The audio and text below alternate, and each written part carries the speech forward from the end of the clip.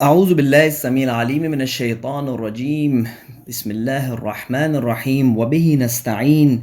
انہ خیر ناصر ومعین وصلی اللہ علی سیدنا محمد وآلہ الطیبین الطاہرین۔ عزیزان گرامی سامعین محترم، السلام علیکم ورحمۃ اللہ۔ خداوند متعال کے فضل و کرم سے جو ہم نے دعائے ابو حمزہ صومالی کے مطالعے کو پہلی ماہ رمضان سے آغاز کیا تھا، تو آج انشاءاللہ ہم اس کے 21ویں جلسے کو مکمل کریں گے۔ عزیزان گرامی، ان دروس کے سلسلے میں جو ہم نے تشریح اور ترجمہ آپ کی خدمت میں پیش کیا، وہ ایک نہایتی سادہ ترجمہ اور ایک نہایتی مختصر تشریح تھی، اور اس کا ہدف یہ تھا کہ جو سننے والا ہے، اور مخصوصاً وہ لوگ جو پہلی دفعہ اس دعا کو سن رہے ہیں، تو ان کی ایک بیسک لیول کی آشنائی اس دعا کے ساتھ ڈیولپ ہو جائے۔ جس طرح قرآن مجید کے مفاہیم کے مختلف بطن ہیں، مختلف درجات ہیں، اسی طرح اہل بیت علیہم السلام سے بھی جو دعائیں نقل ہوئی ہیں تو اس کے بھی مختلف مفاہیم کے درجات ہیں، اور بندہ جس طرح آہستہ آہستہ سیر عبودیت میں اوپر کے مراحل کی طرف جاتا رہتا ہے، تو وہ انہی دعاؤں سے مختلف نتائج اور بہتر سے بہتر انڈرسٹینڈنگ حاصل کرتا ہے۔ اور یہ نہیں ہو سکتا کہ ایک بندہ، ایک شخص جو عبادت کے لحاظ سے، جو عبودیت کے لحاظ سے، نہ عبادت بمعنی ہے جو ہم کنونشنل سمجھتے ہیں کہ جو نماز اور روزہ، اور لیکن عبودیت کے لحاظ سے، یعنی بندگی کو اپنانے کے لحاظ سے ممکن نہیں ہے کہ ایک بندہ رشد کرے لیکن وہ اپنے فہم اور درک کی ارتقاء کو ان دعاؤں کے نسبت درک نہ کر سکے۔ یعنی ایک بندہ جب عبودیت کے سیر میں آگے جائے گا تو وہ جتنی دفعہ ان دعاؤں کو دہرائے گا اور ان میں غور و تفکر کرے گا تو اسے نئے نئے پوائنٹس، نئے نئے زاویے نظر آئیں گے جو اس کی زندگی میں مددگار ثابت ہوں گے۔ دوسری بات یہ کہ عزیزان محترم، بہت سے ہمارے جو خداوند متعال کے بارے میں عقائد ہیں، بہت سارے ہمارے جو باور ہیں، وہ اہل بیت علیہ السلام کے دیے ہوئے باور نہیں ہیں، بلکہ وہ بر صغیر کے جو ہمارے دیے ہوئے باور ہیں خداوند متعال کے بارے میں، جو ہمیں دوسرے لوگوں سے، تھرڈ پارٹی سے جو ہمیں ملے ہیں، وہ اس قسم کے باور ہیں۔ اب اگر دعا کے اندر جو جملات ہیں، جو دعا کے اندر معرفت بیان ہوئی ہے، جو امام سجاد علیہ السلام بیان فرما رہے ہیں، اگر اس معرفت میں کوئی ایسی قابل غور بات ہے، ایسی قابل فکر بات ہے جو تضاد رکھتی ہے اس معرفتی بات سے جو میں نے کبھی پہلے اپنے ماں باپ سے یا کسی غیر سے، کسی تیسرے سے میں نے سنی ہے، تو قطعاً ترجیح اس بات کو دی جائے گی جو امام علیہ السلام بیان فرما رہے ہیں۔ اور اس کو نظر میں رکھتے ہوئے کہ یہ ایک حقیقت ہے کہ ہمارا معاشرہ اہل بیت علیہ السلام کی مستقیم تعلیمات سے، ڈائریکٹ تعلیمات سے بہت دوری اختیار کر چکا ہے۔ قرآن سے دوری ہے ہی اپنی جگہ پر، اور قرآن کی مفسر جو اہل بیت ہیں ان کی بھی تعلیمات سے جو ہے ہماری بہت زیادہ دوری۔ آپ صرف ایک اپنے اطراف میں ہی جائزہ لے لیں کہ مومنین کتنے حضرات ہیں اور کتنے لوگ جو ہیں وہ انہوں نے کم سے کم ایک دفعہ صحیفہ سجادیہ کے کچھ دعاؤں میں غور و فکر سے کام لیا ہو اور چاہا ہو کہ اس کو سمجھے اور اپنے زندگی میں مشعل راہ بنائے۔ یا کتنی مجالس آپ کے اطراف میں برگزار ہوتی ہیں محرم کے وقت، دوسرے مواقع پر، اور کتنے مجالس کا عنوان جو ہے وہ اہل بیت علیہ السلام کی دعاؤں سے مرتبط ہوتا ہے۔ تو اس سے آپ کو اندازہ ہو جائے گا کہ ہر سسٹم خداوند متعال کو جب آپ کے سامنے پیش کرتا ہے اور وہ آپ کو خداوند متعال سے انٹروڈیوس کرنا چاہتا ہے، تو وہ خداوند متعال کا وہ زاویہ آپ کی خدمت میں پیش کرتا ہے جو اس کے منافع میں۔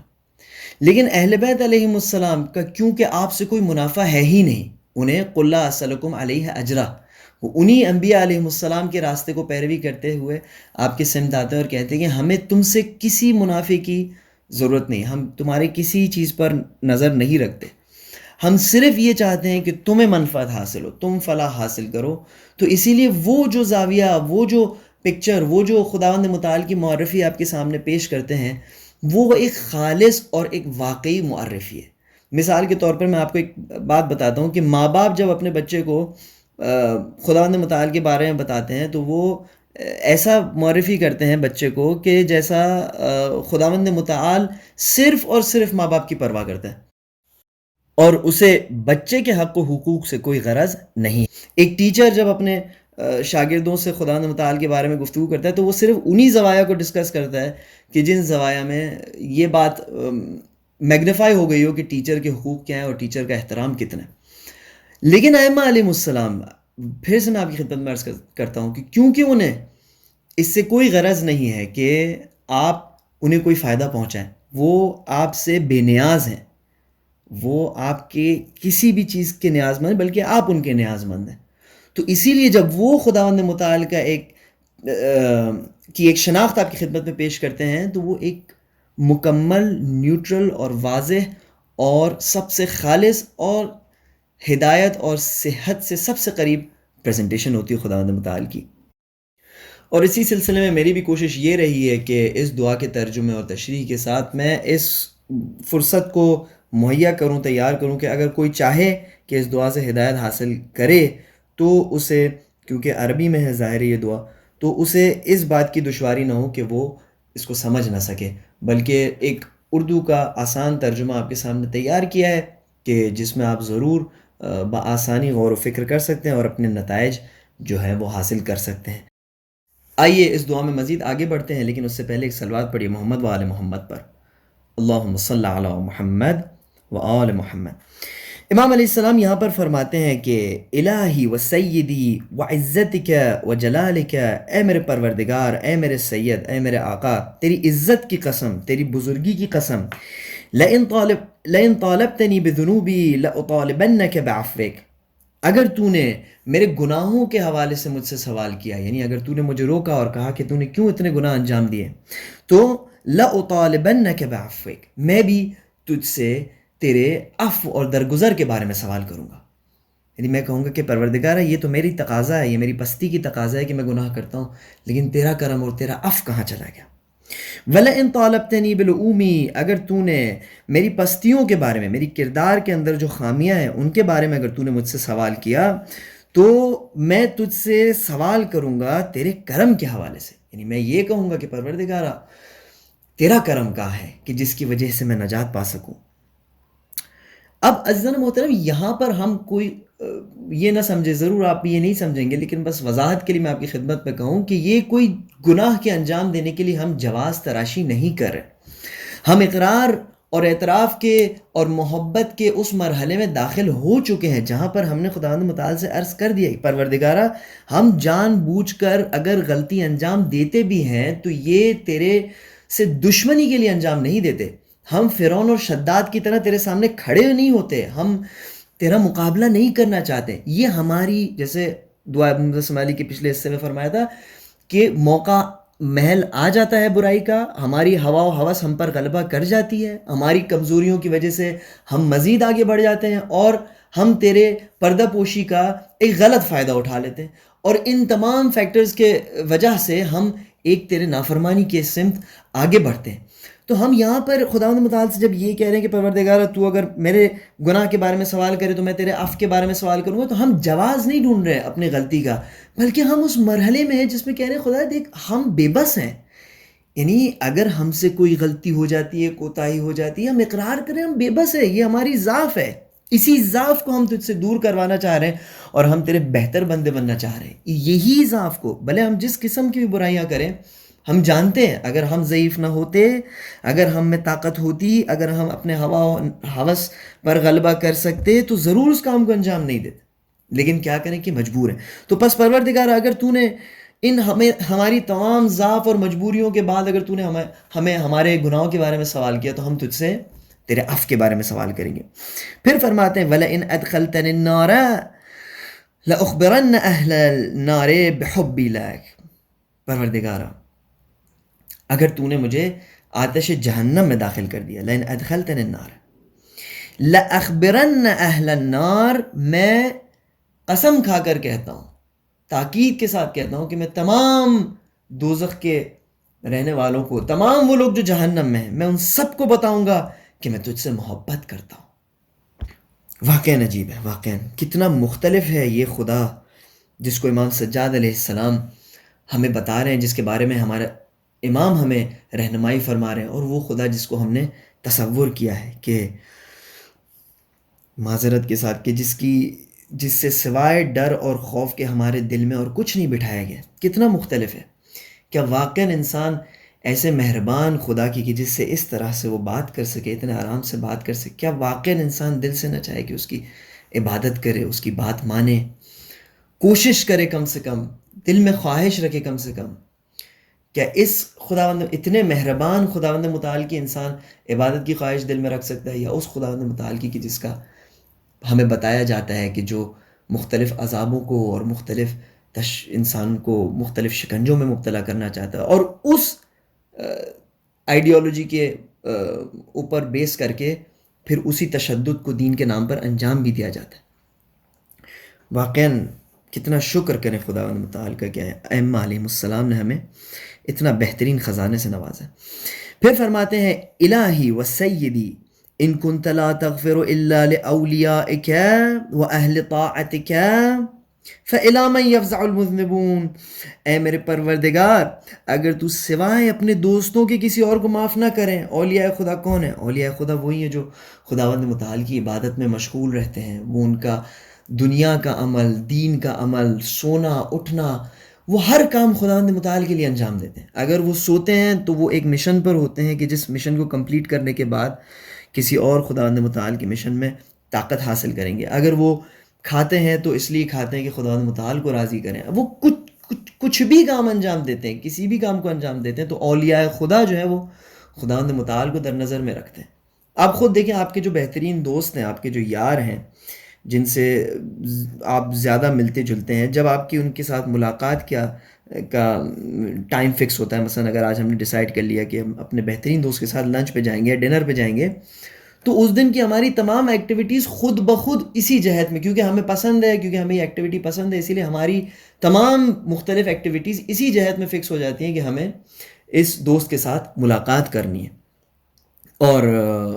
اسی طریقے سے یہ بتا رہے ہیں کہ اولیاء خدا وہ ہیں کہ جن کی تمام ایکٹیویٹیز اس سمت میں، اس جہت میں ہوتی ہے کہ انہیں خداوند متعال سے ملاقات کرنی ہے۔ اچھا، اگر تو نے میرے پروردگار، اگر تو نے اپنے اولیاء اور اپنے دوستوں کے سوا اور کسی کو معاف نہیں کیا، تو پھر فإلی من یفزع المذنبون، تو یہ گنہگار، ہم جیسے گنہگار، ہم جیسے بیچارے، تو ہم کس کی پناہ حاصل کریں میرے پروردگار؟ اگر تیری عفو صرف ان کے لیے،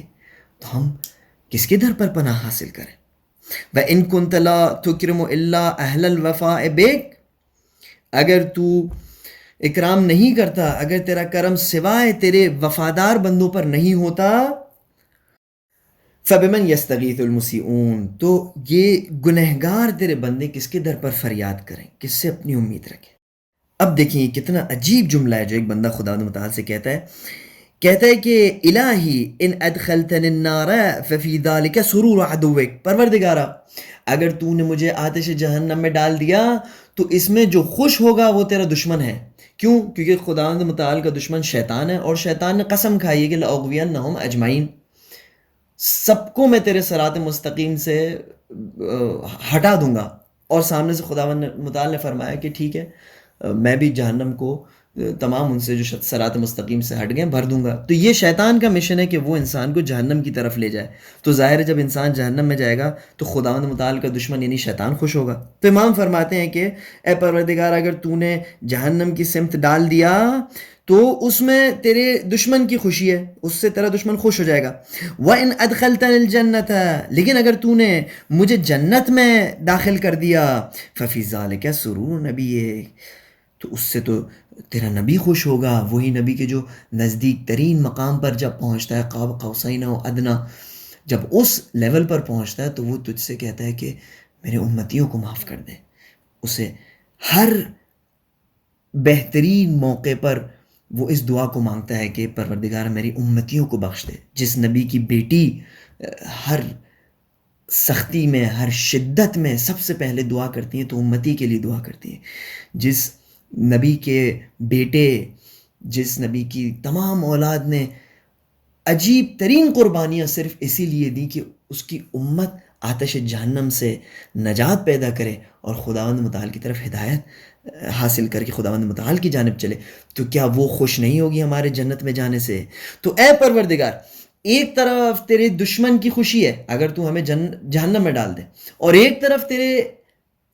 نبی کی خوشی ہے اگر تو ہمیں جنت کی طرف بھیج دے۔ تو خود مجھے بتایا پروردگار، تو کیا یہ چاہے گا کہ تیرا نبی ناراض ہو، تیرا نبی خوش نہ ہو اور تیرا دشمن خوش ہو جائے؟ میں اس بات کو نہیں مان سکتا۔ اور فرماتے ہیں کہ وَأَنَا وَاللَّهِ میں خدا کی قسم اعلم جانتا ہوں کہ ان سرور نبیک کہ تیرے نبی کی خوشی احب الیک من سرور عدوک تیرے لیے تیرے دشمن کی خوشی سے بہت زیادہ عزیز تر ہے، اس میں کوئی شک نہیں ہے۔ پھر فرماتے ہیں کہ اللہم انی اسألک ان تملأ قلبی حبا لک، اے پروردگارہ میں تجھ سے دعا کرتا ہوں، میں تجھ سے چاہتا ہوں کہ تو میرے دل کو اپنے محبت سے مالا مال کر دے، وخشیتاً من، اپنی خشیت سے، اپنے خیال سے، اپنے خوف سے میرے دل کو مالا مال کر دے، وتصدیقاً بکتابک، اور میرے دل کو اپنے کتاب کا تصدیق گر بنا دے، یعنی میرا دل تیری کتاب کی صداقت کی گواہی دے۔ اب ظاہر ہے یہ دل کتاب کی صداقت کی گواہی دے گا تبھی جب وہ اس کتاب کو پڑھے گا اور اس کتاب میں غور و تفکر سے کام لے گا۔ اگر اس نے اس کتاب کو پڑھا ہی نہیں ہو تو وہ کیسے تصدیق کرے گا؟ وَإِيمَانًا بِكَ، میرا قلب تیرے ایمان سے مالا مال ہو جائے،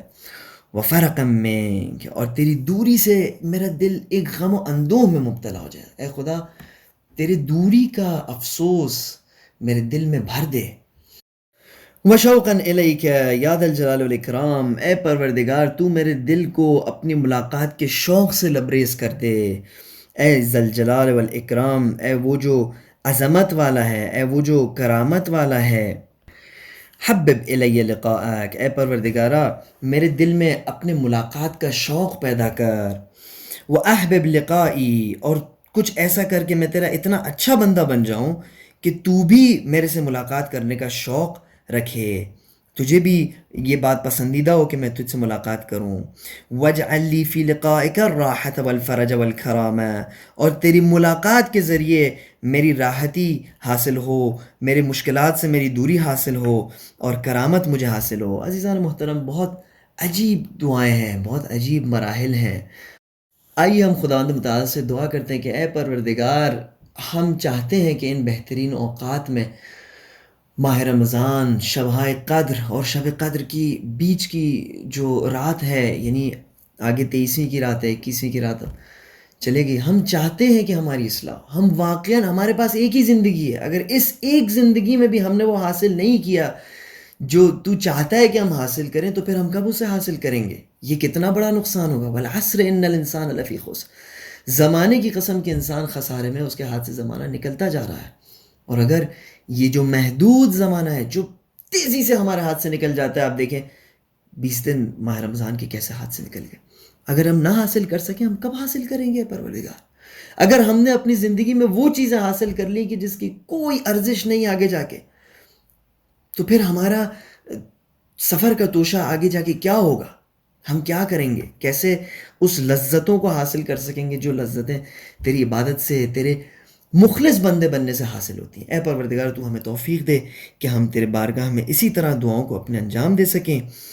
عزیزان محترم، اسی کے ساتھ ہمارا 21واں جلسہ بھی اختتام پذیر ہوا۔ وصلی اللہ علی سیدنا محمد وآلہ الطیبین الطاہرین، والسلام علیکم ورحمۃ اللہ وبرکاتہ۔